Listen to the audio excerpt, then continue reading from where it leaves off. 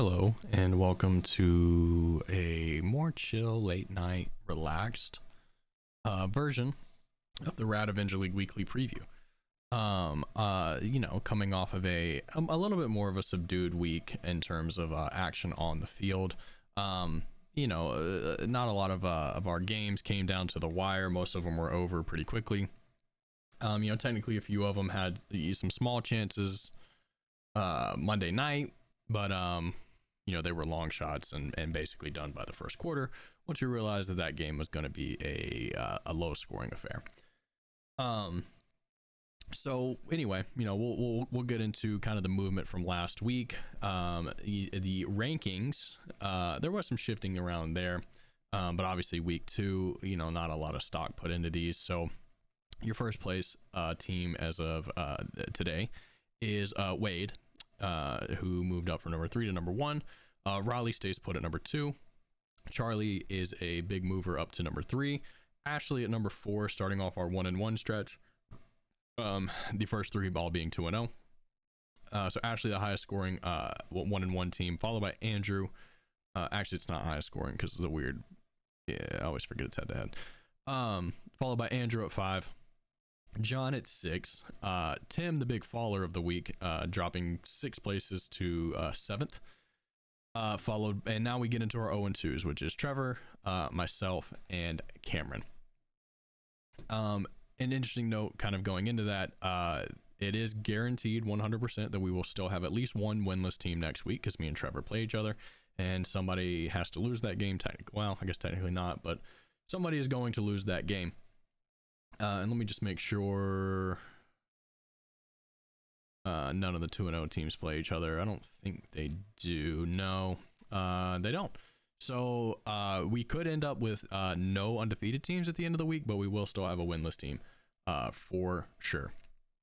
And going to look at the waiver transactions this week, a good bit of movement on the waivers. We go to ads. Let me go down to, so Cameron actually kicked us off on, what day was that? Monday, Sunday, something like that. I think it was Sunday. Added Dallas Goedert randomly. And then as far as the actual waivers go, Trevor did not make any moves, so I got Quentin Johnston with the first priority. Timmy picked up Alec Pierce. John went ahead and snagged Joe Burrow, who's been hanging out. Andrew grabbed Demarcus Robinson off of Cooper Kupp and Puka Nacua being out. Samaje Perine was grabbed by Charlie off of the Pacheco news. Then we have Wade picking up a defense, the Bucks, if anybody cares. I went ahead and snagged Hunter Henry. Obviously, a lot to talk about with my team last week. Evan Ingram, fuck him. Even if he was healthy, fuck him. So Hunter Henry going to my team. Charlie picks up Derek Carr, the number 1 fantasy quarterback so far. Is that true? I know he's like leading in passing yards. I think he's number 1. And then Timmy rounded out the actual waiver movement with Alexander Madison. And then we have the post waiver moves. I went ahead and snagged Darnell Mooney. Cameron snatched up Carson Steele.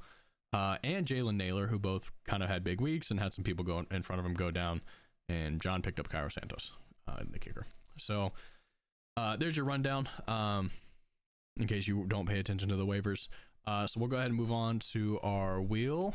Obviously, lowest scoring quarterback last week was won by Charlie. Matthew Stafford, I think, had 5 points. So congratulations to Charlie, who, despite doing that, still figured out how to pull off a win. Oh shit, my bad. I saw behind the curtain there. Anyway, here's the wheel. Oh, I thought we were getting another low score. Smallest margin of defeat. So real interesting category there. Let me save that. Closest game, and winner is a loser and loser is a winner. It's gonna be real fun. Anyway, it's really time to get to the moment that you all are interested in and that you all watch these videos for, and that is Andy Isabella Minute. So John, take us away. Andy Isabella Minute, Andy Isabella Minute, Andy Isabella Minute, Andy Isabella, Isabella. All right, last week we discussed that Andy Isabella went to UMass and discussed some of their famous alumni. Now let's talk about his draft. Andy Isabella went in the 2019 NFL draft. He was the 62nd pick overall at the combine. Actually ran a 4.31, which was the third fastest that year, tied for Ohio State wide receiver Paris Campbell. Isabella was drafted, like I said, at the 62nd pick by the Arizona Cardinals. An interesting note about the pick that the Cardinals used there is they got that in the package that sent Josh Rosen to Miami. So it was actually Miami's pick, and when Josh Rosen went there, that was the pick they used to get Andy Isabella in the Kyler Murray draft. He finished his rookie season with 9 receptions for 189 yards and actually had an 88-yard touchdown against the San Francisco 49ers in a loss for the Cardinals. And then that was 9 receptions, 189 yards, not a lot of movement there after winning the Biletnikoff Award in college. And that is your Andy Isabella Minute. Thank you all for joining.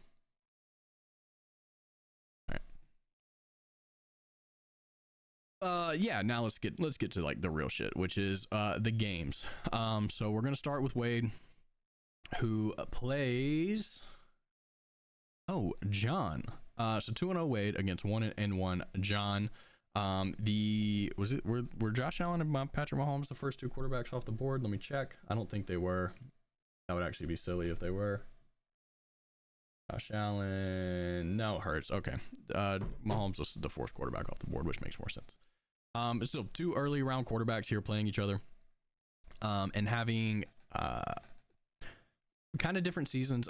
Josh Allen didn't really need to be used on the last Thursday's game, which featured the Dolphins, who were dead and then are now deader than dead with Tua gone. So really hard to judge his performance off of that game. In week 1, he was Superman against the Cardinals, who looked very legit.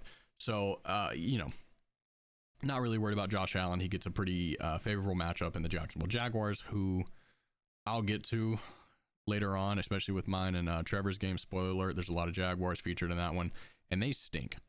So a favorable matchup there in terms of ability to stop Josh Allen. I don't think they have any. But we could see a similar situation that we did last Thursday, where that game kind of gets out of hand and they power run, and they don't need Josh to win that game. Which I think we may see more of this season than we have in seasons past. Obviously, establishing a power run game and having James Cook really come along takes a lot of the pressure off of Josh, which is great for the Bills as a whole and great for Josh Allen's development, and especially when it comes to playoff time. Bad for fantasy. On the other side, we have Patrick Mahomes playing the Atlanta defense, who just limited the Eagles to 1 touchdown, I believe. Yeah, I think they only had 1 touchdown. Is that right? Anyway, limited an explosive Eagles offense that we saw in week 1 to basically nothing. Obviously, they're missing AJ Brown, a big piece from their offense, but the Atlanta defense looks legit. Having said that, they played an AJ Brownless Eagles and the Steelers. They haven't played an offense like the Chiefs, but to be fair, there is no offense like the Chiefs. But Mahomes has been, while impressive visually, a little bit lackluster in the fantasy department, coming in at 14 points and 12 points. But obviously, we're now dealing with a Pacheco-less Chiefs team. And while Samaje and Carson Steele, I think, are functional running backs, I don't know that they're going to be able to. I don't know that they're going to be able to run the ball with the same effectiveness that Isaiah Pacheco is. In fact, I do know that they're not. It's they're money balling Isaiah Pacheco there, and I don't think it's going to work. I think we're going to see a lot more, a lot of volume here from Patrick Mahomes, which is what you want. I mean, obviously, but I mean, the last 2 games, for example, he attempted. Fucking this shit doesn't even tell you how many attempts he had. Yeah, I'm going to say he attempted like 25 passes, probably. That's what it feels like. But I'll do the research and tell you, just while I, keep you entertained here, distract you a little bit while I pull up the stats. He attempted 28 and 25 passes, so I was right. Yeah, I think we see that number creep up to 30, 35, 40. With the receiving core that they are bringing along, and obviously Patrick Mahomes just being the best to ever do it, I think Pacheco obviously being out helps his production here. I talked about James Cook, the beneficiary on the other side of the Bills' newly found power run game. Didn't even think about it when I was talking about Josh Allen, but very interesting that you kind of have the split there, and obviously two different game scripts could benefit either way. I tend to think it's a little more of a balanced attack. Obviously, we saw James Cook, one of his touchdowns last week, be a passing touchdown, so that that can help nullify you a little bit. And I would assume that James Cook is not going to score 3 touchdowns again. Could he? Sure. But I'm going to run on the assumption that he's not about to put up 30 plus in 2 weeks back to back. I don't think Josh would allow that. I think he wants some of the attention. Jordan Mason, I mean, it's plug and play for the 49ers defense. We've talked about it. Another 100-yard game, another touchdown. I mean, he's putting up McCaffrey numbers from last year. So, and with McCaffrey now being on IR, I mean, it looks like Wade got the steal of the waiver wire again. Obviously last year getting Puka and now getting Jordan Mason. So, we talk about Charlie having a golden horseshoe, but let's not take the blinders off of Wade here. I mean, obviously good for him for snagging him up immediately once the news broke, but come on. No, I mean, who IR for Christian? Seriously? Devon Achane and Ken Walker on the other side. Achane is Achane. As long as he's healthy, he's getting force-fed the ball. And that's only going to get worse with Tua out and Tyreek and Waddle basically being rendered useless. Really, the passing game being rendered useless with Skylar Thompson. Mike McDaniel can talk all he wants about how he trusts Skylar Thompson and they're going to ride with him. I mean, Tua has been hurt enough the past couple of years that we've seen enough. We're not a question mark. Could Skylar Thompson do anything? He stinks. So Devon Achane is going to be force fed here, even more than he already was. And he gets a Seahawks defense that has been pretty generous to running backs. And then on the other side, you got Ken Walker, who is playing the Dolphins, who just got ran the fuck all over 2 weeks in a row. Obviously James Cook with a monster performance last week, 3 touchdowns and 170 yards. And then the week before that, you had who they played, the Jags. ETN, I mean, had a touchdown, was running free for a second one before he fumbled. So yeah, I mean, that's 2 matchups there you'd love to exploit from 2 guys you would love to see do it. Now getting into the receivers is where it was where things get really interesting. Obviously Garrett Wilson, we've seen the talent he can be. We've seen what he can do. We still don't necessarily 100% trust the Jets offense for anybody not named, well, at first Breece Hall and now maybe Braylon Allen too, because he just scored 2 touchdowns for some reason. How many yards did he even have in that game? 33 rushing, 23 receiving. I think he literally had 7 rushes for 33 yards, and I think like 25 of them were on the touchdown run. And the same thing for the touchdown catch. I think it was like 15 yards and he had 23. Anyway, sorry to bitch about that.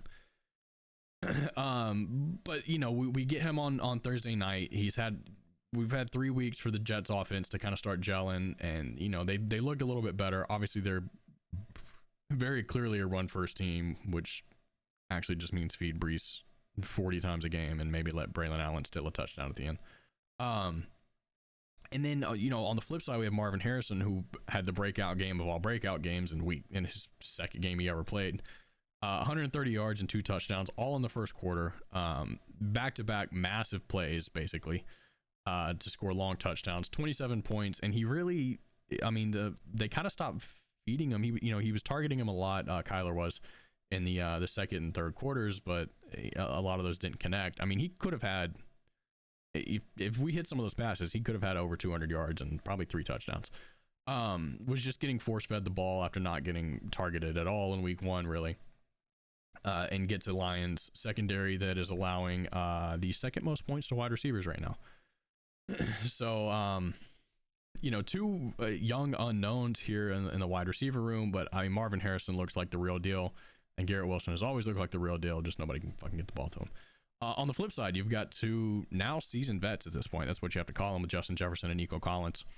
Nico Collins coming off a monster game, somehow the only Texan that really shined against the Bears. Ironically, because he was playing Cameron, who had every other Texan. So Nico Collins, I mean, he's matchup proof. And this week he's getting the Vikings. God, they play each other too. Dude, John, you're gonna have to watch like 3 games. What the fuck is this? And Dalton can get, this is ridiculous. Anyway, So of that matchup, I mean, obviously Justin Jefferson has the much harder matchup. You know, we saw the Texans struggle against the Bears. Sorry, we saw the Bears struggle against the Texans secondary. But I mean, I guess we didn't. We never really saw the secondary in action because the D line was just insane. It feels like the Vikings have a little bit better protection. Obviously, Sam Darnold is a veteran of the game. It is not a up and coming rookie like Caleb Williams is, so he can handle that a lot better. The biggest thing here is going to be health. Justin Jefferson left the game early last week. Looks like he is. I mean, he's practicing, limited, but he's practicing. And Nico actually has a questionable tag too. What's he got going on? Held out of practice with hip and foot injuries. No problem. It looks like he was just getting rest. But yeah, I mean, 2 veterans versus 2 young guys. Very interesting matchups there, obviously. And like I said, I mean, you have Johnny, if your running backs playing each other, your wide receivers playing each other. I mean, what the hell are we doing here? And then yeah, we got Chris Godwin and Rashee Rice. Chris Godwin, the miss of the week last week, and in fact had Chris Godwin and Marvin Harrison on the bench. So it looks like we're getting a little shake up there. Obviously Cooper Kupp's not playing, so that kind of takes some of the decision out of your hands. Jackson Smith and Jigba on Wade's bench also had a massive week, but yeah, you can't take any of those guys out of the lineup, especially after what Chris Godwin did. And Rashee Rice gets Atlanta, who I've already talked about their defense a little bit. Interesting though, pairing the Rashee Rice with Patrick Mahomes, and then on the flip side, James Cook with Josh Allen. As far as predicting a winner here, I'm gonna go John. I think that the Kenneth Walker and Devon Achane, the matchups there, they're playing each other, but that matchup is juicy for both of them. That's just 2 bad defenses and 2 teams that are going to need to rely on running the ball. And then I trust obviously Jefferson and Collins over Marvin Harrison and Garrett Wilson. Not so much Marvin Harrison, but Garrett Wilson, I mean, we just haven't seen it out of the Jets. So you know, until further notice, I don't have faith in a lot of them. Not named Brees Hall. So yeah, we're gonna go with John pulling off the win here and knocking off one of our undefeated teams. And so with that, we're gonna flip over to Raleigh, who is our second place team, playing maybe the biggest fall off of the week. Obviously in standings location was Tim, but also going from the highest scorer in week 1, scoring 133 points in week 1, all the way down to week 2, where he put up 80. He put up 92. Oh, he got that. Yeah, he got a couple Saquons. But a massive drop in points scored, which leads to a massive drop in the standings. So we'll see if he can bounce back. Obviously, we're going to talk a little bit about why those drops happened. The biggest reason being Tyreek Hill, and Sam Laporta is still struggling. But if we're going straight down the list, we got Lamar Jackson, who just playing the Cowboys, who you know, we're kind of a weird game against the Raiders there. I think I've mentioned this a couple times in the chat, but the Ravens, I mean, they just do that like once a year. You know, they just lose, and usually it's week 2. It's usually week 1 or 2. It's usually pretty early, but you look up and they're playing a team that they have no business ever being in a close game with, and the weird shit starts happening in the 4th quarter, and they keep the game close and they fuck around for a while, and then they lose in a heartbreaking fashion. So I'm not worried about them after the Raiders game. That's just kind of some shit they do. And we just saw the Cowboys get absolutely torched by Derek Carr and the Saints, who, you know, is to be determined whether that's legitimate or not. I think it's probably a combination. Obviously, they played the Panthers in week 1, so you can throw that tape out. For them to repeat it against the Cowboys, I think a lot of people are starting to crown the Saints as like a legitimate team, and I'm not saying they're not. I mean, it's impressive to do that against grown adults. All I'm saying is I don't think that Cowboys defense is nearly what we thought they were. We saw them kind of start to falter at the end of last year, if you remember correctly. So I think it's a combination of the Saints being a lot better than we thought they were, a lot better. Derek Carr specifically being a lot better than we gave him credit for. He tends to be the punchline of a lot of jokes.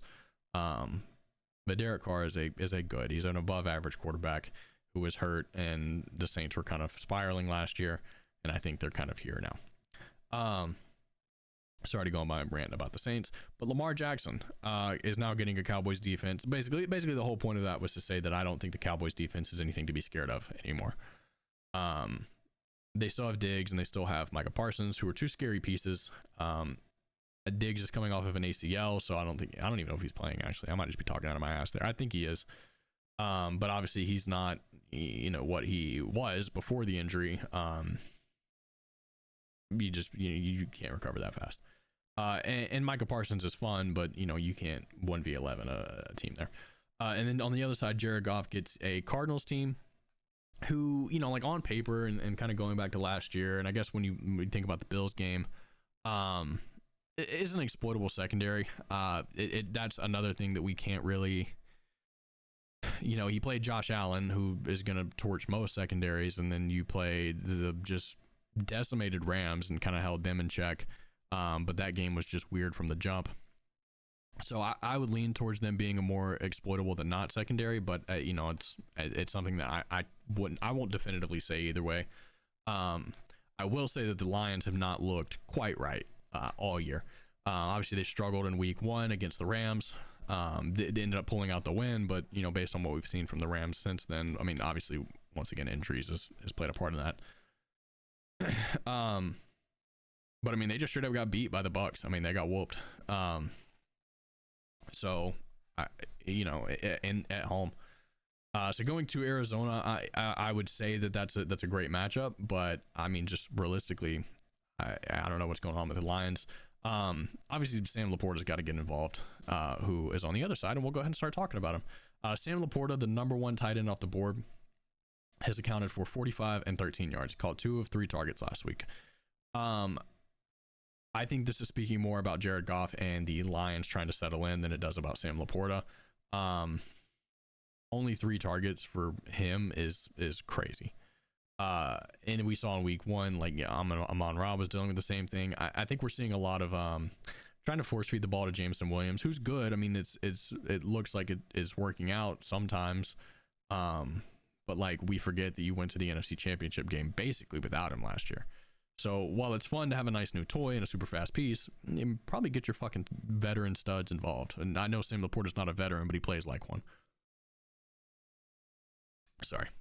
Here's your rant there. Timmy, I'm trying to hype you up. Like, Sam Laporta is obviously still good. I don't think he's had a fall off, but they're just not targeting him for whatever reason. I don't know if Goff's finally having his moment of fall off. Like, I don't know if Timmy's finally right. RP's just got to settle into the season. I don't know if he played any preseason games. I would assume he didn't. So maybe he's just got to settle into the offense that he's been running for 4 years. And I skipped over a lot there. Obviously, I was kind of making that about Goff and got into Laporta, but we'll get into the running backs here. Saquon Barkley is one of the most fun running backs to watch. Just a fucking blast. Anyway, that's all I have to say about him. Jerome Ford, I talked about it, but Michael F. Florio, the fake one, had Jerome Ford as a sit. I do think Deontay Foreman is starting to cut into those carries a little bit, and I love Deontay Foreman. In fact, I might pick him up before this video goes live. I probably won't, especially since that would be my 4th ad this week, and well, we all saw how that went. But I mean, Brian Robinson put up 133 yards, and that O-line is, for the Commanders, it's paper. Like, it's nothing. So even if he's only getting 45% or 50 or whatever, he's getting less than half of the carries in Cleveland. I think that's going to be worth a lot for this game specifically against the Giants. On the other side, we got Ramondre against the Jets. The Jets front end has not looked like they were supposed to, like they did most of last year. Obviously, they invested some money and some picks and some players into Hassan Reddick, who is just not playing. So the Jets, and obviously we saw Jordan Mason put up 140 against them in week 1. I think Tony Pollard had a decent week last week. I don't really care about the Titans in any capacity, so I'm not gonna go look it up. But I feel like Ramondre, I mean, the offense runs through him. Like, Jacoby Brissett's fine, but he's not obviously dominating anything. And then Kyron against the 49ers. That matchup scares me a little bit, but also who the fuck else is going to move the ball for the Rams? So, you know, the 49ers, I talked about their defense being exploitable, but the front seven is still incredible. I mean, you still have Nick Bosa, who may or may not be hurt. The best linebacker in football right now, and Fred Warner. So you know, they do still have the run stoppers, and it's more of their secondary that's exploitable. But I mean, what, Demarcus Robinson's gonna light him up? No. So I think Kyron still gets the touches. I just don't know if he's gonna have the efficiency that he normally has. But with Kyron, it's all about touches. Tyreek Hill. Of all the round one injuries, the worst might have been for Tyreek Hill losing Tua. Skylar Thompson stinks. I talked about it. I got no faith in any of them. The Seahawks defense is, you know, average. So it's not like, you know, you've got an unwinnable matchup. He's going to be open. Can Skylar Thompson get it to him? And I'm leaning towards no. And then we got the Malik Neighbors party that we've been waiting for last week. Playing the worst secondary and maybe the worst defense in football in the Washington Commanders. Had 127 yards and scored a touchdown. So Malik Neighbors is elite. Kind of the same problem as Tyreek. Does he have a quarterback that can fucking get him the ball?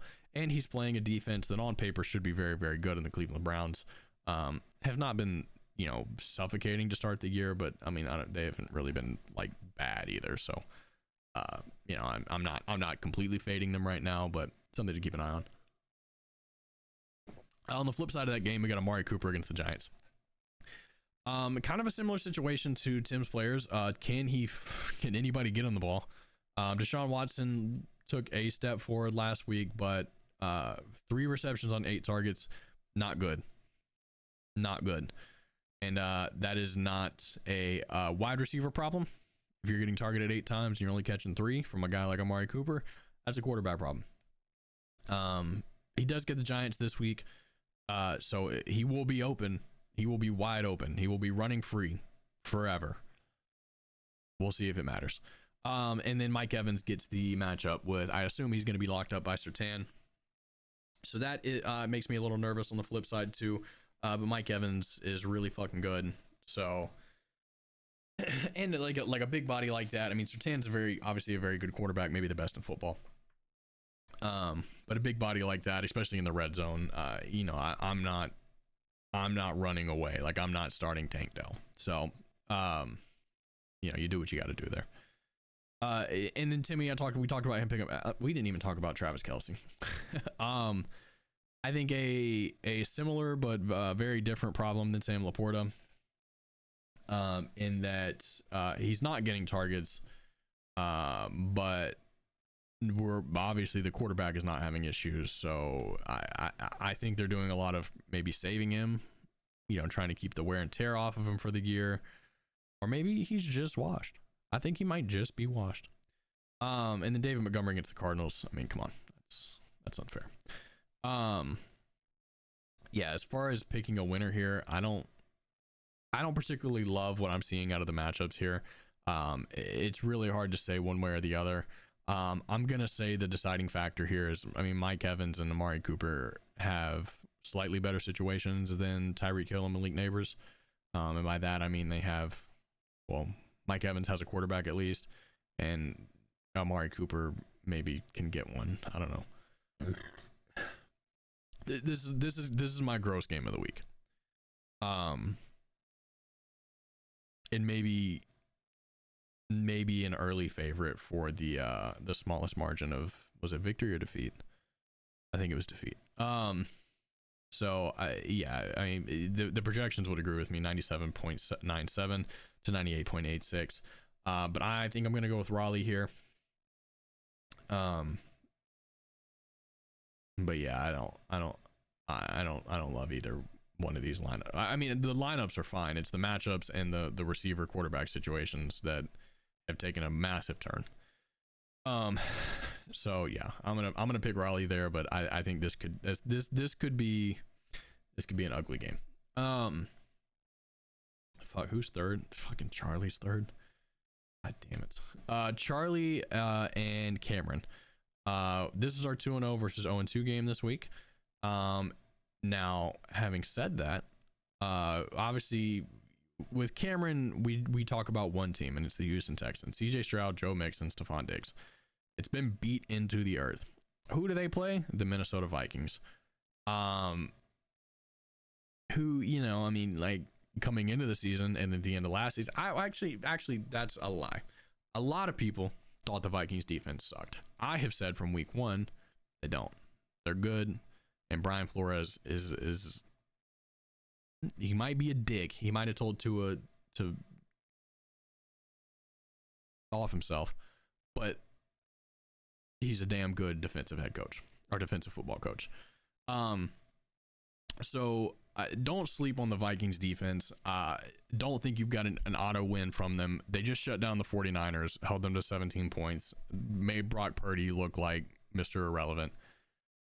Having said that, I don't think the Houston Texans are going to have any problem with that. They're very good. They move they move the ball pretty well on the Bears, who I do think has a better defense than the Vikings. I mean, the Vikings is a lot of scheme, and obviously they're one of their best players last year was now a Houston Texan and Daniel Hunter.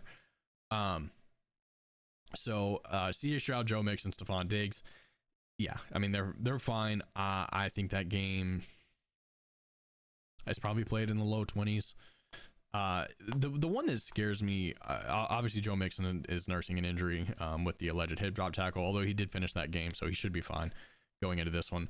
Stephon Diggs has been he had the 2 touchdowns in week 1, but he only did it on 33 yards. And in week 2 he had 6 targets, got 4 of them. They're all pretty short yardage. Like Nico Collins is the dude there, and even then, like your gadget plays, your end around stuff like that, they're going to tank down.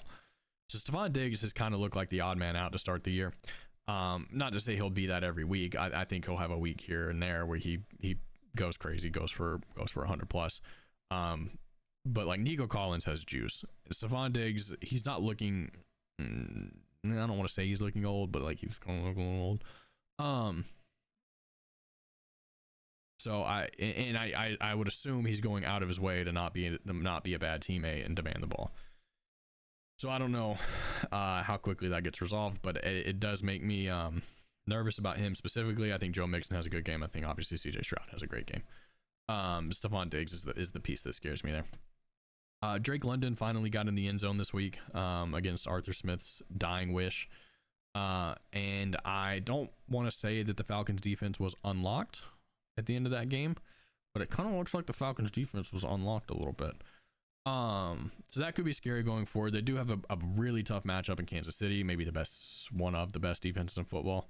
So that'll be an interesting battle. And how about the Falcons getting back-to-back primetime games? Look at them. And I skipped over Najee Harris. The Chargers defense looks night and day from what they were last year. I mean, it's crazy what Jim Harbaugh has done this fast. You know, the Chargers always had the pieces, but they just needed somebody to put them together, and I think Jim Harbaugh is doing just that. So I don't love Najee this week, but he's a starter in the National Football League, so you have to play him. And I would, you know, it's not Cameron's fault that he's in the position he is. It should be obviously Christian McCaffrey and Joe Mixon playing there, and in that case, I love this team. Just not how the cookie crumbled. Oh, hey, there's Tony Pollard, who I didn't give a shit about. How'd he do last week? 62 yards. I mean, over 100 yards from scrimmage. So there you go. There's that update from that question I asked like 30 minutes ago. On the flip side, we have Charlie, who, you know, won the trade. It has been decided after 1 week. Charlie won the trade. Is now starting Derek Carr, who is, you know, I mean, it's probably a spot. Oh, he's the second ranked quarterback in fantasy. Back-to-back 200 plus yard games. Had a rushing touchdown last week, 2 touchdowns. I mean, they look good, and the Eagles just got lit the fuck up. So, and have been getting lit the fuck up. The Eagles secondary is legitimate bad. So Derek Carr, great start this week. The other Derek Henry, playing Dallas, who just gave up all those yards to Derek Carr. So great. Good for him. He got in the end zone last week. What did he end up with? 84 yards, a reception, and a touchdown. Yeah, that's exactly what I drafted him to do. So good for Derrick Henry. Happy he's found a forever home on Charlie's team. You know, I was really rooting for the kid. So glad to see him have some success and hope he continues. Honestly and earnestly, I hope he continues to have that success on Put It in a Bunker. Rachaad White, I I think going back to last year, I think I've made fun of Rachaad White for like 3 years. And he just keeps being started in fantasy football. Had 75 receiving yards in week 1. I think it was a little fluky. Last week with that game of Detroit, 18 rushing yards, 5 receiving. Yeah, it kind of feels like that train is slowing down pretty heavily. But luckily for Charlie, he's got Samaje down there. He's got DeAndre Swift whenever he gets it figured out. So I think we probably got 1 or 2 more weeks. Denver, the front seven, the run defense obviously is a matchup you want to target there. You know, kind of tailing off of the end of last year. So, I don't hate the start this week, but I do think in the coming weeks, Charlie's going to have to make a switch. Luckily, the DeAndre Swift and the Bears have just a candy ass schedule coming up, so that can take away some of the that can take away some of the stress and some of the pain of Rachaad White. Devontae Adams remembered how to play football, so that was cool. 110 yards and a touchdown. Once again, I think, like I said, the Ravens just have those games. And the flip side of that, he's playing Carolina this week, so he's probably due for another game like that. So that'll be fun to have to listen to for another week. And then he comes back down to earth with like Cleveland, Denver, Pittsburgh. Well, I thought the Rams, but he's probably gonna light them up in week 7. But no, go ahead and look for Devontae Adams to have another monster week this week. And actually, just Zamir White against the Cardinals. I might go ahead and slot in against Zamir White against the Panthers. I think I may look at playing over Rachaad White, but that's just me. I'm 0-2 and Charlie's 2-0. So what the fuck do I know? And then we got DJ Moore. Like I said, this is a start for the Bears, kind of getting back on that train. That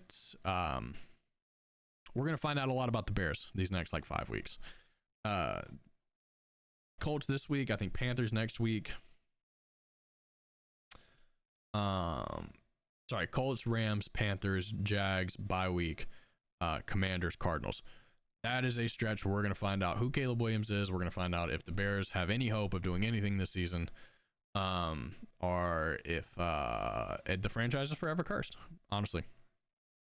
But I do think this is the start, and I think Caleb looks like an NFL quarterback this week. I'm going to put that prediction out there.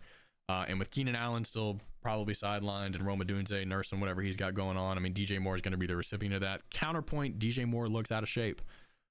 He was rolling around Sunday night. He looked pissed off. I think the reports that he wasn't at training camp or something. I don't know. But he looked tired. He looked out of shape. Brock Bowers has been not the surprise of the season. I think people are shocked at how early he's breaking out, and now he gets Carolina this week. Because Charlie has a bunch of Raiders for some reason. For some reason I gave him one of them. Fuck it, dude. Start 3 Raiders against the Panthers this week. I'm so serious. Brock Bowers has been. I think we're seeing his floor, honestly. 58 yards in week 1, 98 in week 2. And in a season where tight ends have done jack shit, that is good enough for tight end 2. So I don't expect that to stop against Carolina. And Rashid Shaheed has been just the story of the season. 55 plus yard touchdowns in each of the first 2 weeks. I don't know how. I don't know if he's going to be able to maintain this pace. So I don't know how sustainable this is. But it's fun. And he sounds cool. And he looks cool too. I actually know what he looked like. He looks dope as fuck. In fact, here. That guy looks fucking cool. I want to root for that guy. And I'm kind of pissed off that Charlie gets to, if I'm being dead serious. This is where you get groundbreaking analysis like that. As far as handicapping this week, I came into this like really just wanting to pick Cameron to pull the upset. And I'm just looking at this. I can't do it. I can't in good faith do that. it was really not noting that the Raiders played the Panthers, honestly, and I think that makes it tough to really give Cameron any chance. Obviously, the chance is that the Texans just pop off, but I think they have a good game. I don't think they do that. So yeah, I think Charlie wins this one again. Charlie ends up 3-0. And I think according to my projections, that would put him. No, I had Raleigh winning too, so that would put him in second place. Which is a world that I don't know that I want to live in, honestly. Moving on. To Andrew and Ashley. Battle of 1-1s this week. Somebody will come out of here with a winning record. Somebody will come out with a losing one. The two stories of week 1 were Anthony Richardson and Jaden Daniels, at least fantasy wise. I think they ended quarterbacks 2 and 3, if I'm not mistaken. I'm not going to fact check that. If it's wrong, whatever. And then Jaden Daniels, they both kind of came crashing back down to earth last week. Now, the Commanders looked good, and Jaden Daniels, as a quarterback and a leader on the field, looked better. 226 passing yards, 44 rushing. They just did not score a touchdown. Got to the red zone multiple times, kicked 7 field goals. Every time they got to the red zone, it was like 4 penalties, backed them up, kicked a field goal, and won the football game. Anthony Richardson, on the other hand, looked atrocious in week 2. Now, as awesome as he looked in week 1 and as much fun as he is, we just saw the flip side of Anthony Richardson. He is Josh Allen to every extreme. 3 interceptions. One was a Hail Mary at the end of the game, but still 2 really, really bad interceptions. Another touchdown to Alec Pierce. And with him playing a much better defense in Chicago this week, obviously I'm running the Bears defense. I don't fear Anthony Richardson from a defensive perspective. But it's Jekyll and Hyde. We don't know what we're going to get out of him. I tend to think we probably see bad Anthony Richardson again this week. At least a couple bad picks. Maybe he makes up for it. Maybe they win the game ultimately. But that's kind of what I'm banking on. But he still has the monster upside, but like rushing upside potential there. And he's just liable to make just a freak play at any point. So it's hard to say that we're going to get full bad Anthony Richardson. He won't have a good fantasy performance, but I think we may get bad quarterback Anthony Richardson, if that makes sense. Josh Jacobs last week, just 151 yards, just ran all over the Colts. This week gets a Tennessee defense that has been okay the first 2 weeks. Breece Hall and Braylon Allen both put together a pretty good performance against him last week, but Breece Hall is like, I don't think that's the measuring stick we want to use. And then the Bears offense was just pitiful in week 1, so it's really hard to say what the Titans actually are. But Malik Willis revenge game. And then Jonathan Taylor against the Bears. Go beat the Bears. Bears kind of I think bottled up Joe Mixon this week, and obviously the Titans had a decent first half in week 1, and then really just got the clamps in the second half. Jonathan Taylor, we're also kind of waiting. I say maybe nobody else is waiting for him to return to 2021. Jonathan Taylor Thomas. We're all waiting for that to come back, and it just feels more and more like it's not happening at this point. He's been very productive. He's putting up at least 10 points in his first 2 weeks, which is more than you can say out of a lot of people. So I think he's going to be consistent, and I think he's got a pretty high floor. But man, 2021 was so fun. Y'all should have had him. It was a fucking blast. It was awesome. On the flip side, out of the running backs, we got Alvin Kamara coming off 4 touchdowns. Is that when he had? Yeah, 4 touchdowns, 43 points. Monster performance against the Cowboys. And we just saw Bijan go nuts against the Eagles defense, which I'm probably gonna get made fun of for saying that because he didn't score a touchdown and didn't have that many points. He had a lot of fucking yards though. So just look for Alvin Kamara to just keep gashing against the Eagles here, whose defense just stinks out loud. And then Gibbs against the Cardinals.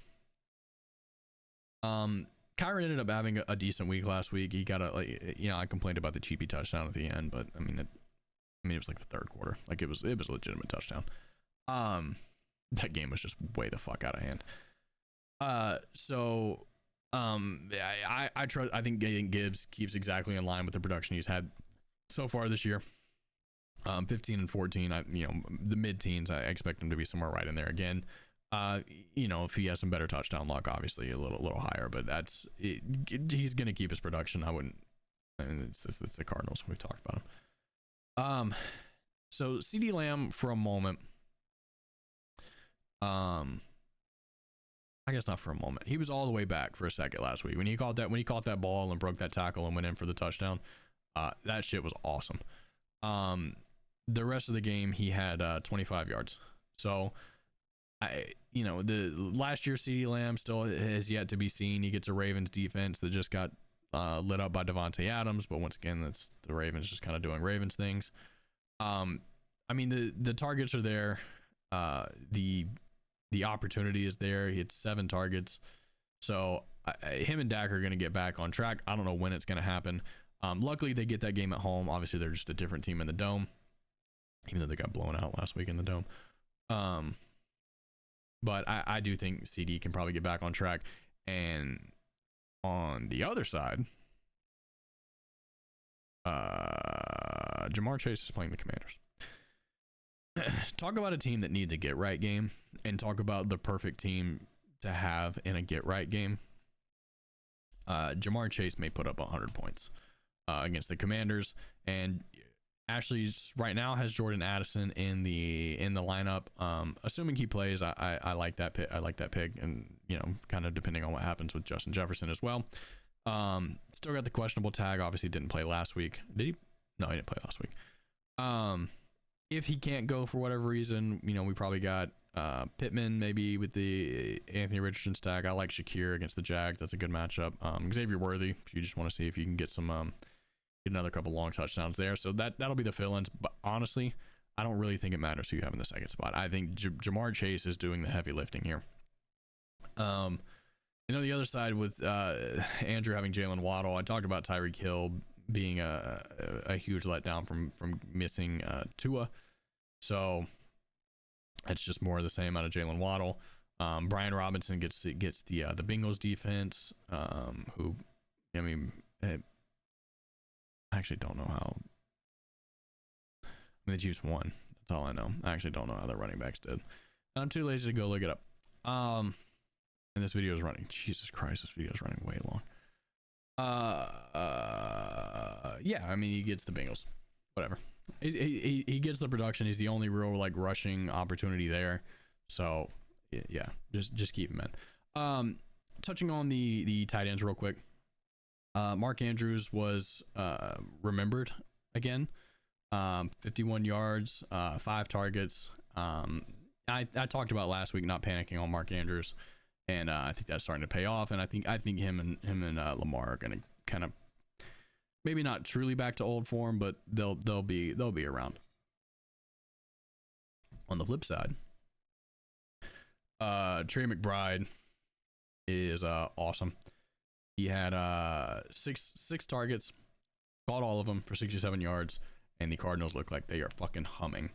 And DK Metcalf gets the Dolphins this week. So I do think Jamar Chase is going to make this game close.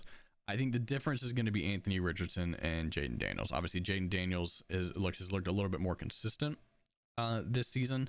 Anthony Richardson has the big play potential, and I think a lot of Ashley's weeks are going to come down to that, to whether you get good Anthony Richardson or whether you get bad Anthony Richardson. This week I'm kind of leaning towards bad Anthony Richardson. But God, the Jamar Chase is oof. I'm gonna go with Ashley. I'm gonna go with Jamar Chase is good enough, and Anthony Richardson, even if he's bad Anthony Richardson, maybe he scores a rushing touchdown or something to keep you in it. I'm gonna go with Ashley and Jamar Chase. I think there's gonna be obviously a massive battle here between CD and Jamar. And guess who's got the better matchup? And I think Jalen Waddle is going to hurt Andrew a lot. Like that's just, I mean, ooh, Andrew's got T Higgins. I'm just going to assume he's not playing again, and even if he does, Joe Burrows hasn't thrown to him in like a year. So yeah, I'm going to stick with my gut there. I'm going to go with Jamar Chase, gets Ashley the dub. And now, your matchup between your 8th and 9th place teams, which would be me and Trevor, both sitting at 0-2. Obviously, the much maligned week last week for myself. That losing Evan Ingram and just not having a tight end because of a transaction limit was painful. AJ Brown pulling his hamstring Friday at practice was arguably more painful. Having to succumb to putting in Christian Kirk just after Riley talked all that shit, just for him to score 0.4 points was painful. If you're keeping score at home, that was one reception for -1 yards is how 0.4 points was scored there. And then obviously Keenan Allen just not being able to play. So yeah, it was a bad week. And I mean, look, all that to say, I still had a shot on Monday night. It was an outside shot, but there was at no point in Monday's game was I completely out of it. So there's the positive. But now that that's out of the way, we can talk about the game. Jalen Hurts gets a surprisingly tough matchup against the Saints this week. Obviously benefiting from a tush push last week. He looked a lot better running the ball, 85 yards on the ground. But just in general, he's looked worse throwing the ball this year. And I mean, you could see that offense not having AJ Brown was pretty limited in what it had available to him. Devontae Smith obviously really, really good. But yeah, losing a weapon like AJ Brown, I mean, it's just impossible to overcome, even for fantasy teams. So, like I said, Jalen Hurts has been much better on the ground. The rushing is there. He scored 23.82 points. So no matter how bad he looks, how bad he's looked throwing the ball, the rushing is there, and if they get to the 2, it's a touchdown. So, I don't necessarily think that Jalen Hurts has a great real football week, but I mean, it's in fantasy, he's an automatic 20. Kyler Murray had just the performance of the year last week. Obviously Marvin Harrison looked incredible, the 2 deep bombs to him. And then the 3rd touchdown he had where he scrambled for an hour and then just found Michael Wilson in the back of the end zone. Awesome. He was running the ball, he was slinging it. 59 rushing yards after 57 in week 1. Like it's so much fun to watch when he's clicking. And he gets the Lions, who are in the bottom third of the league in points to quarterbacks. So I think, and I talked about Marvin Harrison Jr. when we talked about Wade. I think we're getting another 24. I think he keeps up with Jalen Hurts here. And then Thursday night, the 2-headed backfield here, and actually just a great all-around running back game. J.K. Dobbins has looked unstoppable to start the year. Now he does get a much tougher test in a Pittsburgh front that is, I wouldn't say limited Bijan in week 1, but held him from going just absolutely nuts. And then last week, who the fuck did the Steelers play? What did the Steelers play last week? I mean, they won.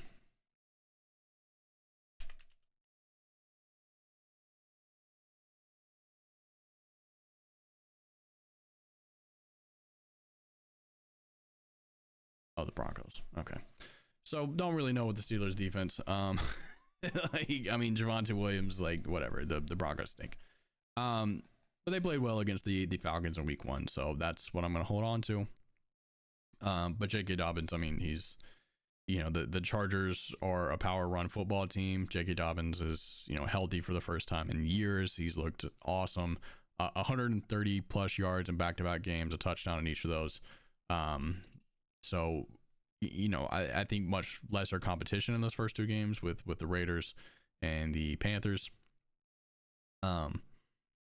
But I don't think we're talking about a massive drop off there. I think he's probably still sniffing the end zone. We're probably talking 70 to 90 yards through the air, and we'll see if he gets some passing work this week. But yeah, I mean, J.K. Dobbins scares me. That's kind of the crux of it here. And then Trevor Etienne. Travis Etienne? Is it Trevor or Travis? Which one's the younger one? Travis Etienne. Trevor's the younger one. Trevor's at Georgia. Yeah, I mean, I've talked about it incessantly in the week 1 drop on the way to the end zone to a second touchdown.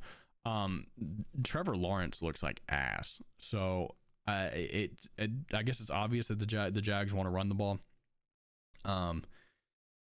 They get the Bills this week, who gave up a lot to Achane last week. And in week 1, James Conner had a pretty solid week. So once again, it's week 2. We don't know a ton about these teams. I mean, Achane gets force fed the ball, so we'll see. We'll see how much of it was those guys, and I think the Cardinals are, looking like a playoff team at this point. But once again, I think Trevor Lawrence is ass. I think they need to run the ball. So Etienne, if the Jags are going to move the ball, it's probably going to be because of him on Monday night. That game in Buffalo does make it a little bit tougher. And then the other side, Breece Hall and Bijan, just they are what they are. Bijan does have a pretty tough matchup in KC this week, so that I don't expect him to do anything insane. But I mean, he was everything for the Falcons offense on Monday night. 97 on the ground, 25 through the air. Just couldn't find the end zone. So he's still the focal point of the offense. He's going to get his touches. But I'm trying to keep my expectations low against a pretty stout Kansas City defense, who held Derrick Henry to 10 points in week 1. The Breece Hall gets the Patriots, who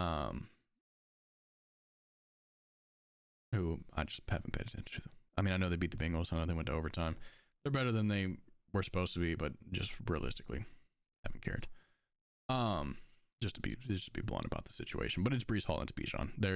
We know what they are. We know what they're probably going to do. The wide receivers here get really interesting because all of mine are hurt. AJ Brown has already confirmed he's going to miss probably another week or 2. Keenan Allen is technically questionable. I don't think he practiced today, is what I read earlier.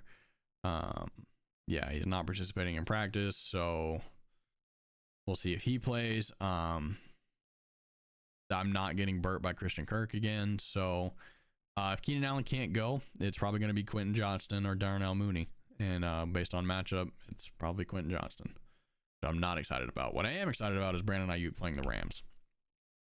The Rams have just been decimated by injury. Their secondary was dog shit before that.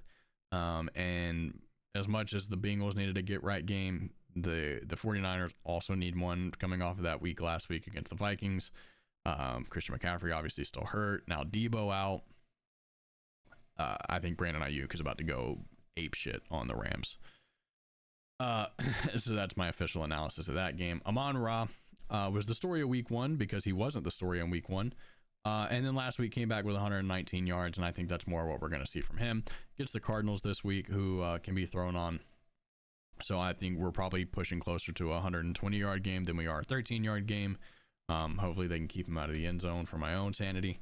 And Devontae Smith, who is the biggest benefactor of A.J. Brown being out, had a good week last week, scored a touchdown, dropped another touchdown. So could have had like a 100-yard, 2-touchdown game. 17 points. I mean, he's the only option there, but he does get a tough matchup with Jalen Hurts and the Saints. But that stack is not a fun thing to play, and one I'm not excited about. As far as the flexes, I talked about Zach Moss. Or sorry, I didn't talk about Zach Moss. I talked about the Bengals playing the Commanders. Zach Moss, you just start him. I mean, it's a running back playing. It's a starting running back playing the Commanders. Zach Moss has looked pretty good to start the year. So that's a matchup you just hammer every time. Calvin Ridley looked awesome last week. I think you still have a little bit of trouble trusting Will Levis, but the one thing you can say about Will Levis is he's gonna fucking throw it. No matter who's where, he's throwing the ball. Which I mean, fucking for a fantasy wide receiver is great. 77 yards, a touchdown, another rushing touchdown last week. Kind of his coming out party. He's hasn't had a great couple of years. With obviously the gambling suspension and the injury and the Jaguars. So good to see him back. And against the Packers secondary, who looked pretty weak against the Eagles. And obviously, I mean, last week we had bad Anthony Richardson. So I still think that the secondary is something that can be targeted there in Green Bay. Anthony Richardson wasn't able to do it. I guess we'll see if Will Levis can. Also, Malik Willis revenge game. David Njoku may or may not be back. It looks like he's at 0, so he's probably not going to be back. So we're probably getting another Isaiah Likely start and the tight end slot for Trevor. Which I don't know whether to not give a fuck about or to be terrified of. So that probably means I should be terrified of it. And then I picked up Hunter Henry because I'm sick of Evan Ingram shit. I'm sick of the Jaguars. I'm sick of watching Trevor Lawrence play football. So I'm gonna watch the Patriots instead, a real team. We know how this goes. I by all accounts and on paper, I should win this game. Amon-Ra scares me. J.K. Dobbins scares me. The Eagle stack is not thrilling, but I think I can survive it. But I think Brandon Ayuk fills in enough for my receivers this week. Kind of carries the load there, and hopefully AJ or Keenan can come back next week. If Keenan Allen plays, I am very confident this week. If he doesn't, I'm less confident, but I still think I win. And that is your first video over an hour long in like 2 years. So congratulations, everybody. Enjoy your Thursday. Enjoy Thursday Night Football. Enjoy this beautiful game we have tonight against the Jets and the Patriots. And enjoy watching Breece Hall play football. Good luck.